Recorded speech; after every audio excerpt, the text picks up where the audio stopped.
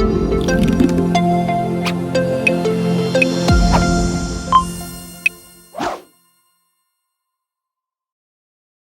everyone, welcome back to our YouTube channel. In this video, we will discuss how to hide system view in modern driven app in Microsoft Dynamics 365 CE. So now, as you can see, account entity, so click on that. So here, click on this view selector. So system view is visible here. So I just want to hide active account and inactive account system view from the view selector. So how can I do that? So first go to the Mac.Power Apps. Then click on apps from here and then click on all. So right now I am working in a sales hub application. So click on three dots from here, go to the edit and then click on edit in new tab. So now here click on accounts view. So these are the view which are already in the part of this app. So what I will do?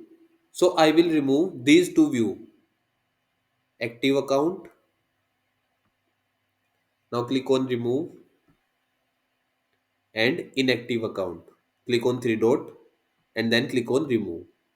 So when you click remove option, so it will remove the view from your app and it is visible here in note in this app.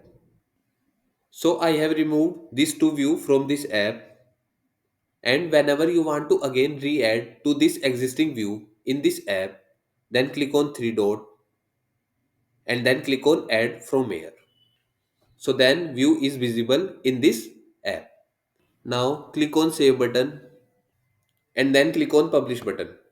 Go back to the sales app application and firstly refresh it. So all the changes that you have done in your app customization will see changed. So again click on view selector. So now as you can see, inactive account and active account is not visible here. So in this video we covered which view I want to display for an account entity. Thanks for watching.